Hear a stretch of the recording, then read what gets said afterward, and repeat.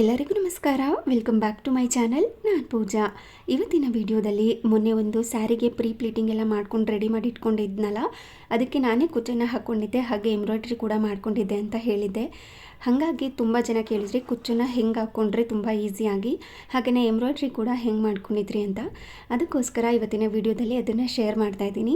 ಇದು ತುಂಬ ಹಳೆಯ ವಿಡಿಯೋ, ನಂದು ಇನ್ನೊಂದು ಚಾನಲ್ನಲ್ಲಿ ಇತ್ತು, ಅದಕ್ಕೋಸ್ಕರ ಇಲ್ಲಿಗೂ ಕೂಡ ಆ್ಯಡ್ ಮಾಡ್ತಾಯಿದ್ದೀನಿ. ಈ ಥರ ಸೀರೆ ಕುಚ್ಚನ್ನು ಹಾಕ್ಕೊಂಡಿದ್ದೆ. ಅದಕ್ಕೆ 2 ಕಲರ್ದು ಸಿಲ್ಕ್ ಥ್ರೆಡ್ನ ತೊಗೊಂಡಿದ್ದೀನಿ, ಹಾಗೆ ಫ್ಯಾಬ್ರಿಕ್ ಗ್ಲೂ ಕೂಡ ಬೇಕು, ಹಾಗೆಯೇ ಇದೊಂದು ಗೋಲ್ಡನ್ ಬೀಡ್ಸ್ ಕೂಡ ತೊಗೊಂಡಿದ್ದೀನಿ, ಹಾಗೆ ಇದೊಂಥರ ಝರಿ ಥ್ರೆಡ್. ನಿಮಗೆ ಈ ಥರ ಎಲ್ಲ ಮೆಟೀರಿಯಲ್ಗಳು ಈ ಬ್ಲೌಸ್ ಪೀಸ್ ಎಲ್ಲ ಸಿಗುತ್ತೆ ನೋಡಿ, ಅದರಲ್ಲಿ ಸಿಗುತ್ತೆ ಆರಾಮಾಗಿ, ನಿಮಗೆಲ್ಲ ಗೊತ್ತಿರೋದೇ ಅದು. ಈ ಥರ ಒಂದು ಬುಕ್ಗೆ 1 ಕಲರ್ ಸಿಲ್ಕ್ ಥ್ರೆಡ್ನ ತೊಗೊಂಡು 80 ಎಳೆಗಳನ್ನ ಈ ಥರ 80 ಸುತ್ತನ್ನ ಸುತ್ಕೋಬೇಕು, ಅಂದರೆ 80 ಸ್ಟ್ಯಾಂಡ್ಸ್ನ ತೊಗೋಬೇಕು. ಅದನ್ನು ನಾವು ಕಟ್ ಮಾಡಿ ಓಪನ್ ಮಾಡಿದಾಗ ಮತ್ತು ನಾವು ಅದನ್ನು ಕುಚ್ಚನ್ನು ಹಾಕ್ಕೊಳ್ಳೋವಾಗ ಡಬಲ್ ಮಾಡ್ಕೋತೀವಲ್ವ, 180 ಸ್ಟ್ಯಾಂಡ್ಸ್ ಥರ ಬರುತ್ತೆ. ನಿಮಗೆ ವಾಲ್ಯೂಮ್ ಜಾಸ್ತಿ ಬೇಕು ಅಂದರೆ 100, 120 ಈ ಥರ ಕೂಡ ತೊಗೋಬೋದು. ನಾನಿಲ್ಲಿ ಮೀಡಿಯಮ್ ಆಗಿ ಮಾಡ್ಕೋತಾ ಇರೋದ್ರಿಂದ 80 ರೌಂಡ್ಸ್ ಮಾತ್ರ ಹಾಕ್ಕೊಂಡಿದ್ದೀನಿ. ಆ ಬುಕ್ಕಿಂದ ಓಪನ್ ಮಾಡಿಕೊಂಡು ಇದನ್ನು ಈ ರೀತಿ ಕಟ್ ಮಾಡಿಕೊಂಡು ಅದಕ್ಕೆ ಫ್ಯಾಬ್ರಿಕ್ ಗ್ಲೂನ ಹಾಕಿ ಈ ಥರ ರೌಂಡಾಗಿ ಮಾಡ್ಕೋತೀನಿ. ಅಂದರೆ ಪಚ್ಚೆ ಥರ ಮಾಡ್ಕೋಬೇಡಿ, ಈ ಥರ ರೌಂಡಾಗಿ ಮಾಡಿ ಉದ್ದವಾಗಿರುವಂಥ ಕುಚ್ಚು ಥರ ರೆಡಿ ಮಾಡ್ಕೋಬೇಕು. ಪಿಂಕ್ ಕಲರ್ದು 4 ತೊಗೊಂಡಿದ್ದೀನಿ, ಹಾಗೆಯೇ ಇನ್ನೊಂದು ಕಲರ್ ಇದಲ್ವ ಅದನ್ನು 5 ಸ್ಟ್ಯಾಂಡ್ಸ್ ಅಂದರೆ ಲಾಂಗ್ ಕುಚ್ಚುಗಳಾಗಿ ರೆಡಿ ಮಾಡಿಕೊಂಡು ಎತ್ತಿಟ್ಕೊಂಡಿದ್ದೀನಿ. ಅದನ್ನು ಬಿಸಿಲಿನಲ್ಲಿ ಒಣಗಿಸಿ, ಏನಿಲ್ಲ ಅಂದ್ರೂ 1 ಗಂಟೆಗಳ ಕಾಲ ಒಣಗಿಸ್ಕೋಬೇಕು, ಆವಾಗ ಅದು ಕಂಪ್ಲೀಟಾಗಿ ಡ್ರೈ ಆಗಿರುತ್ತೆ. ಆಲ್ರೆಡಿ ಸ್ವಲ್ಪ ಕುಚ್ಚನ್ನು ಹಾಕಿ ರೆಡಿ ಮಾಡಿ ಇಟ್ಕೊಂಡಿದ್ದೀನಿ. ಕುಚ್ಚು ಹಾಕೋ ಕಡೆ ಈ ರೀತಿ ಒಂದು ಪೆನ್ ಕಡ್ಡಿಯಿಂದ ಅಥವಾ ಪೆನ್ನಿಂದ, ದೊಡ್ಡ ಸೂಜಿಯಿಂದ ಈ ರೀತಿ ಹೋಲ್ ರೀತಿ ಮಾಡ್ಕೋಬೇಕು. ಅದಾದಮೇಲೆ ಒಂದು ಲಾಂಗ್ ಕುಚ್ಚನ್ನು ತೊಗೊಂಡು ಅದಕ್ಕೆ ಬೀಡ್ಸ್ನ ಇವಾಗಲೇ ಇನ್ಸರ್ಟ್ ಮಾಡ್ಕೋಬೇಕು. ಅದನ್ನು ಕೊನೆ ತನಕ ತಂದಿಟ್ಕೊಳ್ಳಿ. ಅದಾದಮೇಲೆ ಈ ರೌಂಡಾಗಿ ಮಾಡಿಟ್ಕೊಂಡು ಡ್ರೈ ಮಾಡಿ ಇಟ್ಕೊಂಡಿದ್ವಲ್ವ ಅದನ್ನು ಫಸ್ಟ್ ಹಾಕಿ ಈ ರೀತಿ ಒಳಗಡೆಯಿಂದ ತೆಗೆದ್ರೆ ಈ ಥರ ಸೀರೆಗೆ ಅದು ಇನ್ಸರ್ಟ್ ಆಗಿರುತ್ತೆ.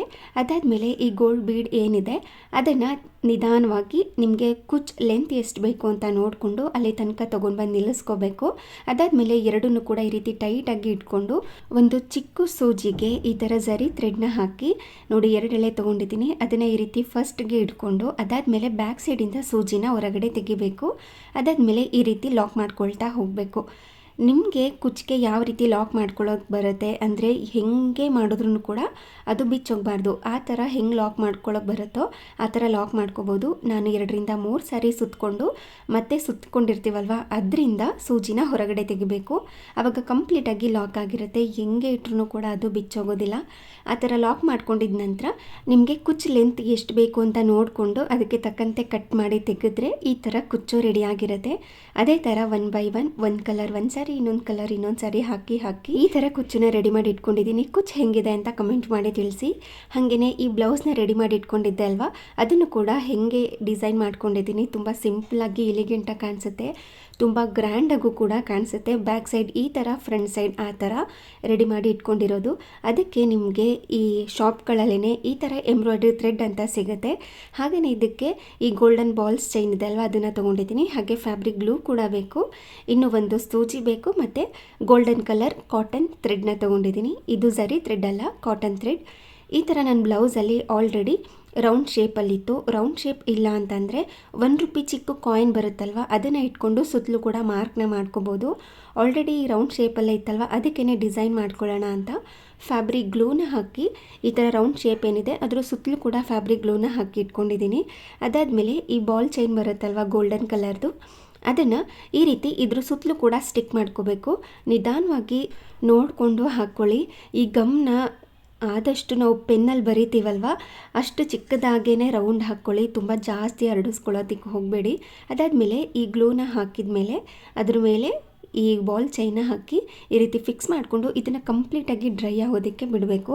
ಅದು ಡ್ರೈ ಆದಮೇಲೆ ನನಗೆ ಇದು ಸ್ಲೀವ್ ಎಲ್ಬೋ ಹತ್ರ ಬರುತ್ತಲ್ವ ಅಲ್ಲಿ ತನಕ ಕಟ್ ಮಾಡ್ಕೊಂಡಿದ್ದೀನಿ. ಅದಾದಮೇಲೆ ಅದನ್ನು ಸ್ಟಿಚ್ ಮಾಡ್ಕೋತೀನಿ ಅದಕ್ಕೋಸ್ಕರ. ಅದಾದ ನಂತರ ಈ ಥರ ಒಂದು cotton thread same colour gold colour ಇರುತ್ತಲ್ವ ಅದೇ ಕಾಟನ್ ಥ್ರೆಡ್ಡಿಂದ ಈ ಥರ ಸುತ್ತಲೂ ಕೂಡ ಲಾಕ್ ಮಾಡ್ಕೊಳ್ತಾ ಹೋಗ್ತೀನಿ. ಒಂದು 5ರಿಂದ 6 ಕಡೆ ಇದನ್ನು ಲಾಕ್ ಮಾಡ್ಕೋತೀನಿ. ಯಾಕೆಂದರೆ ಕೆಲವೊಂದು ಸಾರಿ ವಾಶ್ ಮಾಡಿದಾಗ ಗ್ಲೂ ಎಲ್ಲ ಲೂಸ್ ಆಗಿ ಬಿದ್ದೋಗೋ ಚಾನ್ಸಸ್ ಇರುತ್ತೆ, ಅಂದರೆ ಈ ಬಾಲ್ ಚೈನ್ ಎಲ್ಲ ಕಿತ್ಕೊಂಡು ಬರೋ ಚಾನ್ಸಸ್ ಇರುತ್ತೆ. ಅದಕ್ಕೋಸ್ಕರ ನಾನೇನು ಮಾಡ್ತೀನಿ ಅಂದರೆ ಈ ಥರ ಗೋಲ್ಡನ್ ಕಲರ್ ಕಾಟನ್ ಥ್ರೆಡ್ಡಿಂದ ಸುತ್ತಲೂ ಕೂಡ ಹೊಲ್ಕೊಂಡ್ಬಿಡ್ತೀನಿ. ಈ ಥರ ಎಂಬ್ರಾಯ್ಡ್ರಿ ಬ್ಲೌಸ್ಗಳನ್ನೆಲ್ಲ ನಾವು ಜಾಸ್ತಿ ಹೊತ್ತು ನೀರಲ್ಲಿ ನೆನೆಸೋದು ಆ ಥರ ಎಲ್ಲ ಮಾಡಬಾರ್ದು. ಒಂದು ಸರಿ ನೀರಲ್ಲಿ ನೆನೆಸಿ ವಾಶ್ ಮಾಡಿ ಪಟ್ಟ ಅಂತ ಆವಾಗಲೇ ಬಿಸಿಲಿಗೆ ಒಣಗೋದಕ್ಕೆ ಇಟ್ಕೊಂಡ್ಬಿಡ್ಬೇಕು. ಇಲ್ಲಾಂದರೆ ನಾವೇನೇ ಸ್ಟೋನ್ಸ್ ಆಗಿರ್ಬೋದು ಏನಾದ್ರೂ ಅಂಟಿಸಿದ್ರೆ ಅದೆಲ್ಲ ಬಿಚ್ಕೊಂಡು ಬಂದುಬಿಡುತ್ತೆ. ಅದಕ್ಕೋಸ್ಕರ ನಿಮಗೆ ಮೇಂಟೈನ್ ಮಾಡೋದೆಲ್ಲ ಗೊತ್ತೇ ಇರುತ್ತೆ ಈ ಎಂಬ್ರಾಯ್ಡ್ರಿ ಬ್ಲೌಸ್ಗಳನ್ನೆಲ್ಲ. ಅದೇ ರೀತಿ ಇದನ್ನು ಕೂಡ ಮೇಂಟೈನ್ ಮಾಡಬೇಕಾಗತ್ತೆ. ಇವಾಗ ಸುತ್ತಲೂ ಕೂಡ ಈ ಥರ ಸ್ಟಿಚಸ್ನ ಹಾಕಿ ಲಾಕ್ ಮಾಡ್ಕೋಬೇಕು. ಅದಾದಮೇಲೆ ನಾನೊಂದು ಕಾಟನ್ ಥ್ರೆಡ್ ಎಂಬ್ರಾಯ್ಡ್ರಿ ಥ್ರೆಡ್ನ ತೊಗೊಂಡಿದ್ದೆ ಅಲ್ವಾ, ಅದನ್ನು ಒಂದು ಸೂಜಿಗೆ ಹಾಕಿ ಇದನ್ನು ಕೆಳಗಡೆಯಿಂದ ಚುಚ್ಕೊಂಡು ಸ್ಟಾರ್ಟ್ ಮಾಡ್ಕೋಬೇಕಾಗತ್ತೆ. ಚುಚ್ಚಿ ಹೊರಗಡೆ ತೆಗೆದ್ರೆ ಈ ಥರ ಬರುತ್ತೆ. ಅದನ್ನು ನಾವು ಈ ಸೂಜಿ ಇದೆ ಅಲ್ವಾ, ಈ ಟೈಟಾಗಿ ಎಳೆದಿದ ಮೇಲೆ ಇದನ್ನು ಈ ಥರ ಈ ಥ್ರೆಡ್ಗೆ 1-2-3 ಸಾರಿ ಸುತ್ಕೊಬೇಕು. ಸುತ್ಕೊಂಡಿದ್ಮೇಲೆ ಅದನ್ನು ಟೈಟಾಗಿ ಹಾಗೆ ಇಟ್ಕೋಬೇಕು. ಇದು ಬಿದ್ದೋಯ್ತು, ನೀವು ನೋಡ್ತಿರ್ಬೋದು, ಮತ್ತೆ ಅದನ್ನು ತೋರಿಸ್ತಾ ಇದ್ದೀನಿ. ಟೈಟಾಗಿ ಇಟ್ಕೊಂಡು ನಾವು ಎಲ್ಲಿ ಸೂಜಿನ ಹೊರಗಡೆ ತೆಗೆದಿದ್ವಿ ಅಲ್ಲೇ ಸೂಜಿನ ಹಾಕಿ ಮತ್ತೆ ಅದನ್ನು ಕೆಳಗಡೆ ತೆಗಿಬೇಕು ಟೈಟಾಗಿ ಇಟ್ಕೊಂಡು. ಆವಾಗ ಈ ಥರ ನಾಟ್ ರೀತಿ ಆಗುತ್ತೆ. ಅದೇ ರೀತಿ ನಾವು ಆ ಸರ್ಕಲ್ ತುಂಬ ಕೂಡ ಇದೇ ಥರ ನಾಟ್ಸ್ಗಳನ್ನ ಹಾಕಿ ಕ್ಲೋಸ್ ಮಾಡ್ಕೋಬೇಕು. ಆವಾಗ ನಮಗೆ ಎಂಬ್ರಾಯ್ಡ್ರಿಗಳಲ್ಲಿ ಮಾಡ್ತಾರಲ್ವ ಈ ಫ್ರೆಂಚ್ ನಾಟ್ ಅಂತ, ಆ ಥರ ಇದು ರೆಡಿಯಾಗಿರುತ್ತೆ. ತುಂಬ ಬ್ಯೂಟಿಫುಲ್ಲಾಗಿ ಕಾಣಿಸುತ್ತೆ. ಹೊರಗಡೆ ಇದನ್ನು ಡಿಸೈನ್ ಮಾಡಿಸಿದ್ದೀವೇನೋ ಆ ಥರ ಕಾಣಿಸ್ತಾ ಇರುತ್ತೆ ನೋಡಿ. ಇವಾಗ ಲಾಕ್ ಮಾಡಿದ್ಮೇಲೆ ಈ ಥರ ಕಾಣಿಸುತ್ತೆ. ಅದೇ ರೀತಿಯಲ್ಲಿ ಎಲ್ಲನೂ ಕೂಡ ಲಾಕ್ ಮಾಡ್ಕೊಂಡಿದ್ದೀನಿ. ಇದು ಸ್ಲೀವ್ಗೆ ಈ ಕಲರ್ ಹಾಕ್ಕೊಂಡಿದ್ದೀನಿ, ಪಿಂಕ್ಗೆ ಸ್ಯಾರಿ ಕಾಂಟ್ರಾಸ್ಟ್ ಕಲರಲ್ಲಿ. ಇನ್ನು ಬ್ಯಾಕ್ ಸೈಡ್ಗೆ ಅದ್ರ ಕಾಂಟ್ರಾಸ್ಟ್ ಕಲರ್ ಪಿಂಕ್ ಕಲರ್ನ ಹಾಕಿ ಡಿಸೈನ್ ಮಾಡಿ ಇಟ್ಕೊಂಡಿರೋವಂಥದ್ದು. ನಾನು ನಿಮಗೆ ಸ್ಲೀವ್ ಕೂಡ ತೋರಿಸ್ತೀನಿ. ಹಾಗೆ ಬ್ಯಾಕ್ ಸೈಡ್ ಈ ನೆಕ್ ಡಿಸೈನ್ಗೆ ಏನು ಮಾಡ್ಕೊಂಡಿದ್ದೀನಲ್ವ ಸೇಮ್ ಅದು ಇದೇ ಥರನೇ, ಅಂದರೆ ಅದಕ್ಕೆ ಪಿಂಕ್ ಕಲರ್ ಕಾಟನ್ ಥ್ರೆಡ್ನ ಹಾಕಿ ಮಾಡಿಟ್ಕೊಂಡಿರೋದು. ನಾನು ಆಲ್ರೆಡಿ ಮೊನ್ನೆ ವಿಡಿಯೋದಲ್ಲಿ ಶೇರ್ ಮಾಡಿದ್ದೆ ಅಲ್ವಾ. ತುಂಬ ಜನಕ್ಕೆ ಇಷ್ಟ ಆಗಿತ್ತು ಈ ಬ್ಲೌಸ್ ಅಂತೂ. ಹೊರಗಡೆ ಮಾಡಿಸ್ಕೊಂಡಿದ್ದೇನೋ ಅಂತ ಅಂದ್ಕೊಂಡಿದ್ದೆ, ನೀನೇ ಮಾಡ್ಕೊಂಡಿದ್ಯಾ ಅಂತ ಕೇಳ್ತಾಯಿದ್ರು. ತುಂಬ ಚೆನ್ನಾಗಿದೆ ಇದು. ಈ ಥರ ನೀವು ಕೂಡ ಮನೆಯಲ್ಲಿ ಟ್ರೈ ಮಾಡಿ. ಹಾಗೆಯೇ 3-4 ದಿನದಿಂದ ವೀಡಿಯೋನೇ ಹಾಕಿರಲಿಲ್ಲ. ಸ್ವಲ್ಪ ಊರಲ್ಲಿ ಫಂಕ್ಷನ್ ಇತ್ತು, ಅದಕ್ಕೋಸ್ಕರ ಅಲ್ಲಿಗೆ ಹೋಗಿದ್ದೆ, ಅಲ್ಲೂ ಕೂಡ ಶೂಟ್ ಮಾಡ್ಕೊಳ್ಳಿಲ್ಲ. ಸೊ ಹಾಗಾಗಿ ವೀಡಿಯೋನ ಹಾಕಿರಲಿಲ್ಲ ಅಷ್ಟೇ. ತುಂಬ ಜನ DM ಕೂಡ ಮಾಡಿದರೆ, ಹಾಗೆ ವೀಡಿಯೋಗಳಲ್ಲೂ ಕೂಡ ಕಮೆಂಟ್ ಹಾಕಿದ್ರಿ ಯಾಕೆ ಲಾಂಗ್ ವೀಡಿಯೋ ಅಪ್ಲೋಡ್ ಮಾಡ್ತಾ ಇಲ್ಲ ಅಂತ. ಈ ಕಾರಣಕ್ಕೋಸ್ಕರ ಅಪ್ಲೋಡ್ ಮಾಡಿರಲಿಲ್ಲ. ಹಾಗೆಯೇ ಸ್ವಲ್ಪ ಮೂವಿ ನೋಡೋಣ ಅಂತ ಅನ್ನಿಸ್ತಾ ಇತ್ತು. ಅದಕ್ಕೋಸ್ಕರ ಮನೆಯಲ್ಲೇ ಪಾಪ್ಕಾರ್ನ್ನ ಮಾಡ್ಕೋತಾ ಇದ್ದೀನಿ. ಒಂದು ದಪ್ಪ ತಳ ಇರುವಂಥ ಪಾತ್ರೆಗೆ, ಇಲ್ಲಾಂದರೆ ಕುಕ್ಕರ್ ಅಂತೂ ಗೊತ್ತೇ ಇದೆ ದಪ್ಪ ತಳ ಇರುತ್ತಲ್ವ, ಅದಕ್ಕೇ ಹಾಕಿ ಮಾಡ್ಕೋಬೋದು. ಅದಕ್ಕೆ ಸ್ವಲ್ಪ ಬೆಣ್ಣೆ ಹಾಗೆಯೇ ಎಣ್ಣೆನ ಹಾಕಿ ಕಾಯಿಸ್ಕೊಂಡು ಉಪ್ಪನ್ನ ಕೂಡ ಹಾಕಿ ಪಾಪ್ಕಾರ್ನ್ ಸೀಡ್ಸ್ಗಳು ಬರುತ್ತಲ್ವ ಈ ಥರ, ಅದನ್ನು ಹಾಕಿ ಇದನ್ನು ಸ್ವಲ್ಪ ಹೊತ್ತು ಹೀಗೇ ಮಿಕ್ಸ್ ಮಾಡ್ಕೊಳ್ತಾ ಫ್ರೈ ಮಾಡ್ಕೊತಾ ಇರಬೇಕು. ಆ ಪಾಪ್ಕಾರ್ನ್ ಎಲ್ಲ ಈ ರೀತಿ ಒಡೆಯ್ತಾ ಬರ್ತಾ ಇರುತ್ತೆ, ಅಂದರೆ ಏನು ಜೋಳ ಇದೆ ಅದೆಲ್ಲ ಪಾಪ್ಕಾರ್ನ್ ಹಾಕ್ತಾ ಬರ್ತಾ ಇರುತ್ತೆ. ಅಲ್ಲಿ ತನಕ ಇದನ್ನು ಹೀಗೇ ಮಿಕ್ಸ್ ಮಾಡ್ಕೊತಾನೆ ಇರಬೇಕು. ಯಾವಾಗ ಆ ಜೋಳ ಎಲ್ಲ ಪಾಪ್ಕಾರ್ನ್ ಆಗೋದಕ್ಕೆ ಸ್ಟಾರ್ಟ್ ಆಗುತ್ತಲ್ವ, ಆವಾಗ ಅದನ್ನು ಲೋ ಫ್ಲೇಮ್ ಟು ಮೀಡಿಯಂ ಫ್ಲೇಮ್ನಲ್ಲೇ ಇಟ್ಕೊಂಡು ಒಂದು ಲಿಡ್ಡನ್ನ ಕ್ಲೋಸ್ ಮಾಡಿ ಬಿಟ್ಬಿಡಬೇಕು. ಆವಾಗ ನೋಡ್ತಾ ಇರ್ಬೋದು ನೀವು ಯಾವ ಥರ ಪಾಪ್ಕಾರ್ನ್ ರೆಡಿ ಆಗ್ತಾ ಇದೆ ಅಂತ. ಮನೆಯಲ್ಲಿ ಸೀಡ್ಸ್ನ ತಂದು ಇಟ್ಕೊಂಡ್ರೆ ನಮಗೆ ಯಾವಾಗ ಬೇಕೋ ಆವಾಗ ಪಾಪ್ಕಾರ್ನ್ ಮಾಡ್ಕೊಂಡು ತಿನ್ಬೋದು. ಅದು ಫ್ರೆಶ್ಶಾಗಿ ಕೂಡ ಇರುತ್ತೆ, ಹೆಲ್ದಿಯಾಗಿಯೂ ಕೂಡ ಇರುತ್ತೆ. ನೋಡಿ ಎಷ್ಟು ಚೆನ್ನಾಗಿ ರೆಡಿಯಾಗಿದೆ ಅಂತ. ಅದಕ್ಕೆ ನೀವು ಬೇಕು ಅಂದರೆ ಚಾಟ್ ಮಸಾಲ, ಇಲ್ಲ ಅಂತ ಅಂದರೆ ಅಚ್ಕಾರದ ಪುಡಿ ಹಾಕ್ಕೋಬೋದು. ನಮ್ಮನೆಯಲ್ಲಿ ಪೆರಿ ಪೆರಿ ಮಸಾಲ ಇತ್ತು, ಹಾಕ್ಕೊಂಡಿದ್ದೀವಿ. ಈ ಪಾಪ್ಕಾರ್ನ್ಗೆ ಪೆರಿ ಪೆರಿ ಮಸಾಲ ಹಾಕ್ಕೊಂಡ್ರೆ ತುಂಬಾ ಟೇಸ್ಟಿಯಾಗಿರುತ್ತೆ.